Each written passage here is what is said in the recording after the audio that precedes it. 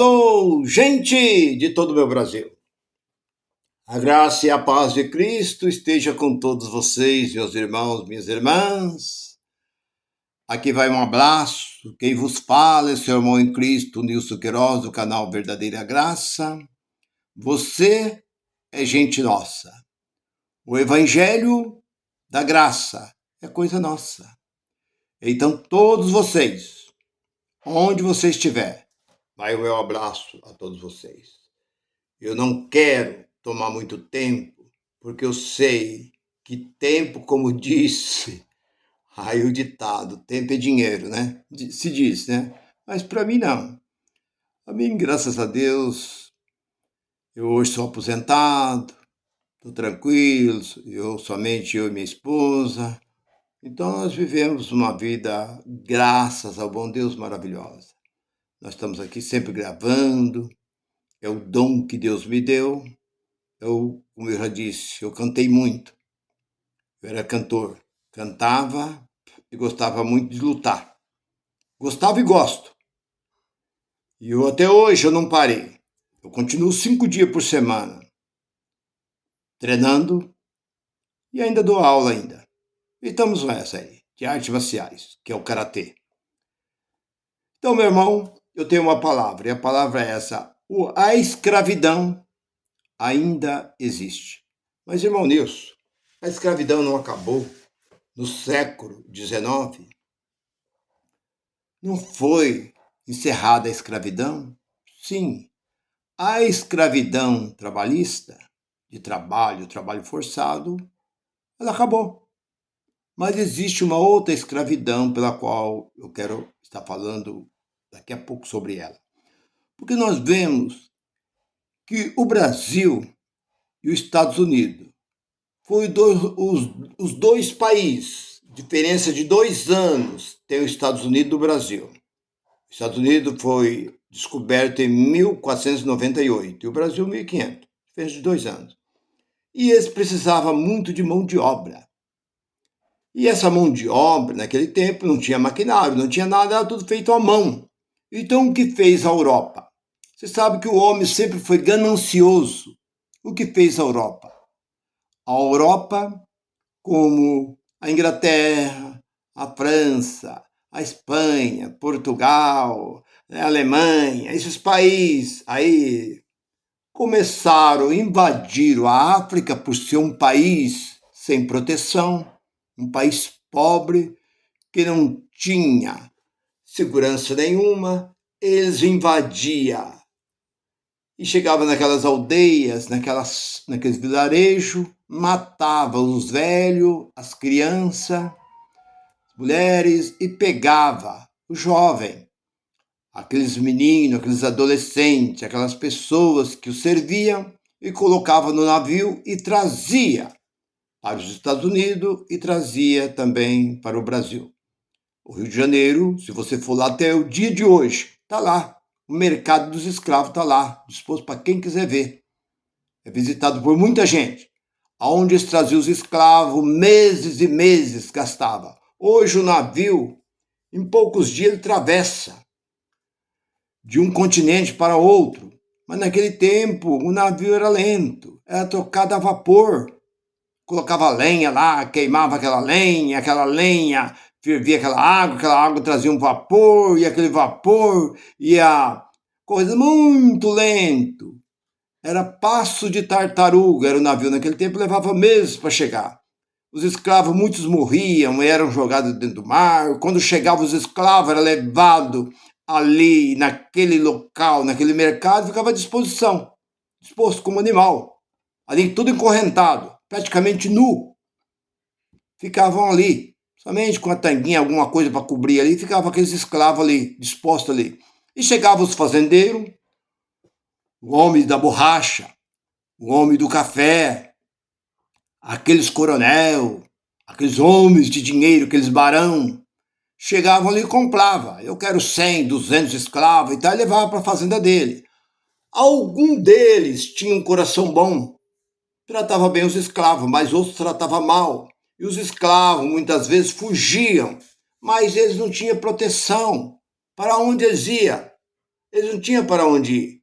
Então, muitas vezes, eram pegos, eles eram colocados na senzala, como vocês sabem, vocês já acompanharam aí filmes e novelas e várias notícias, que vocês sabem como foi tratado os escravos, tanto no Brasil como nos Estados Unidos. E o que aconteceu? Veio uma mulher, Princesa Isabel, do Portugal, e essa mulher foi uma mulher de coragem, muita coragem, para enfrentar, naquele tempo, a política que existia aqui no Brasil. Muitos poderosos. E essa mulher fez como fez Esther. Esther, você olha no livro de Esther, no capítulo 1 de Esther, você começa a ler ali, você começa a entender que aquela mulher, praticamente, ela arriscou a sua própria vida por amor ao seu povo, porque não podia chegar na presença do rei Assuero sem o rei nenhum, sem autorização. Nem a própria esposa do rei não podia chegar numa sala real onde ele estava, no local, sem uma autorização. Tinha que ter um convite. Esther foi até o Palácio Real e pediu que o povo ficasse orando, mas ela ia falar com o rei, porque eles corriam risco de vida, ela e o seu povo. E ela foi, e ela entrou no pátio. Quando ela entrou no pátio, o rei estava na sua sala real, ela viu. Isso é, ele viu. Ele abriu a porta e convidou para que ela entrasse. Ela entrou, se prostrou diante dele, ele estendeu o cetro e disse: levanta, o que queres? Ela contou. Fim. Bom, esse é um assunto que uma hora eu quero estar falando sobre isso daí. E ela, com o seu povo, foi liberta, porque Deus estava nesse negócio.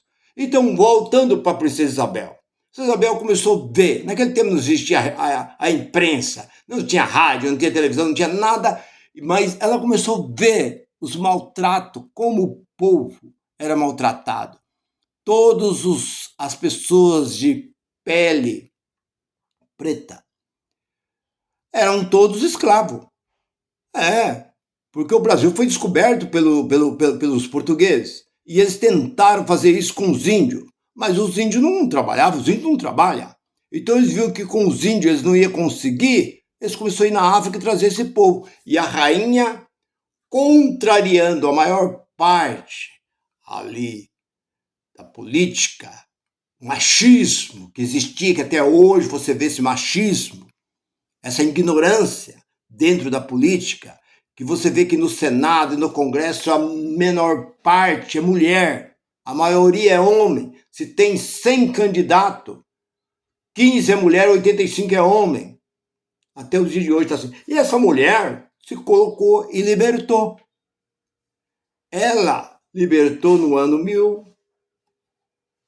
1888. Então ela libertou. Foi liberto. Ela decretou libertação total. Mas mesmo houve revolta, manifestar alguns fazendeiros, muitos eram favoráveis, mas havia muitos que eram contra, que eles tinham comprado. Eles eram dono daqueles escravos. Eles matavam, faziam deles o que queriam. Deixava sem comer, deixava preso no tronco. Bom, vocês sabem, vivia debaixo de chicote, comia no coxo, trabalhava. Bom, vocês sabem a história, vocês já devem ter lido na escola, aí nas reportagens, nas novelas, vocês sabem como era tratada. Então, ela conseguiu libertar os escravos da escravidão. Mas o título da mensagem é essa: a escravidão ainda existe sim. Você olha que a escravidão, ela não vem de agora. Porque quando Israel entrou no Egito, eles entraram ali em 70 pessoas quando Jacó entrou no Egito. Mas o número dos israelitas começou a crescer demais. Então, os egípcios ficaram com medo. esse povo vai ser mais numeroso do que nós, vai mandar em nós, então vamos colocar eles como escravos. Aí colocou eles como escravos e matando todos os meninos, porque eles não temiam as mulheres, mas temiam os homens. Começou a matar todos os meninos, vocês conhecem toda a história. E aí o que fez? Durante 430 anos eles permaneceram no Egito. Deus tirou eles de lá, para eles ser um povo livre. Mas eles tiveram de novo escravo na Nabucodonosor, levado para a Babilônia. Israel foi levado para lá, ficou 70 anos lá como escravo, segunda vez escravo. Foram eles depois libertos, escravo da lei, por espaço de 1446 anos, foram escravo da lei. Veio Jesus para libertar, mas eles se apegaram tanto com a lei que tudo que você fazia não podia, era pecado. Então o que acontece? Jesus veio não para acabar com a lei, mas para cumprir. Porque o apóstolo Paulo diz que a lei era boa. A lei era boa, mas os homens se tornaram ela ruim, fizeram ela mal. Porque muitas vezes é o homem quem cria o problema. É igual eu preguei uma mensagem a semana passada, que a única coisa, o único ser que não deu certo foi o homem. O ser humano não deu certo, porque Deus nunca se aborreceu com animal, com ave, com peixe, mas com o ser humano, que é o único problema na face da terra, é o homem. Então, nós olhamos que a lei era para que o povo andasse na vontade de Deus, mas o povo quiseria ir além. Você não podia fazer nada que você era morto. E quando na própria lei dizia, não matarás. 20:13 de Êxodo, não matarás. O menor versículo da Bíblia. Mas eles matavam por qualquer coisa. Hebreus capítulo 10, versículo 28, por testemunho de 2, 3 pessoas, você era morto. Se uma pessoa não gostasse de você, chegava lá e falava assim, eu vi fulano fazendo isso, falando aquilo, tal, você era morto. Naquele tempo era olho por olho, dente por dente. Então veio Jesus para cumprir a lei. Jesus cumpriu a lei e saiu de cena. Ele veio para o que era seu. O que era seu? O seu dever. Ele veio para o seu dever, para cumprir a lei que homem nenhum poderia cumprir. Nem mesmo Moisés, que foi o autor da lei, cumpriu a lei. Nem profeta, nem sacerdote, ninguém cumpria a lei. Mas Jesus cumpriu toda a lei. Quando ele cumpriu a lei, ele saiu de cena. E aí você vê que ele cravou na cruz todos os mandamentos e ordenância. Está lá em Colossenses capítulo 2, versículo 13 e 14, e também Efésios capítulo 2, versículo 14, você encontra, 15, você encontra que ele, todos a ordenância e mandamento, elevou sobre a cruz e cravou na cruz, riscou todo, apagou como uma borracha, apagou tudo. Não tem dívida nenhuma mais. Vocês estão livres. Não existe mais pecado. Não existe mais condenação. Por isso que o apóstolo Paulo diz no capítulo 8 de Romanos, nenhuma condenação. Ele não deixou condenação nenhuma para aqueles que estão aonde? Na religião? Não. Aqueles que estão em Cristo. Não há condenação para eles.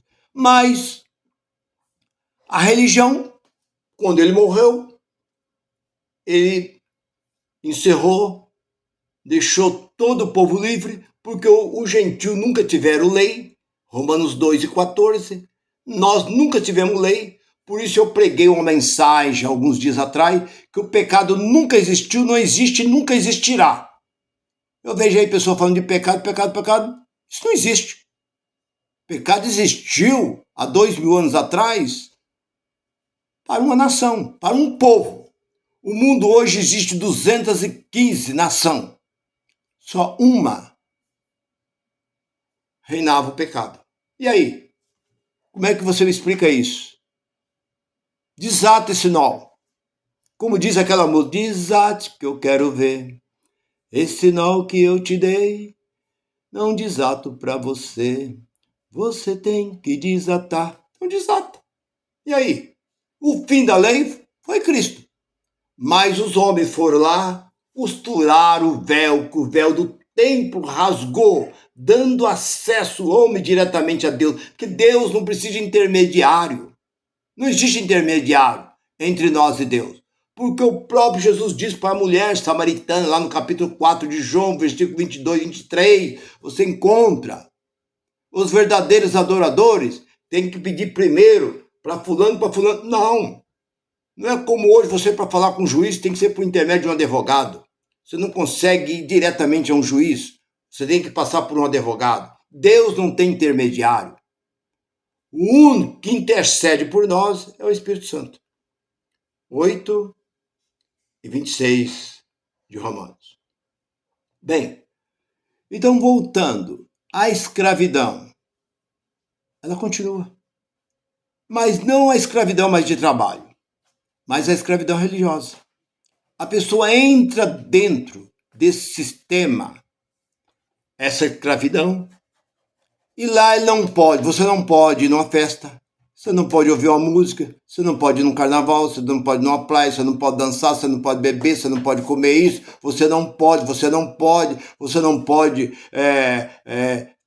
viajar sem a autorização minha, você está debaixo da minha proteção, porque eu sou aquele pela qual eu sou o pai da fé de vocês, porque eu sou. O que é isso? É uma escravidão religiosa. Então a escravidão, ela continua. Então só Deus é capaz de te libertar você dessa maldita escravidão que hoje nós vemos aí, milhares ou milhões e milhões de pessoas debaixo dessa maldita escravidão. Então a escravidão acabou no sentido trabalhista, mas religiosa ela continua até o dia de hoje. Você que está na graça, você sabe que você foi liberto. Nós fomos libertos. Então vamos procurar levar esta mensagem para libertar os nossos irmãos que ainda está dentro desse sistema maldito.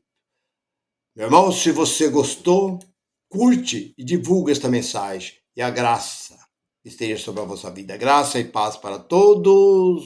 Bye, bye.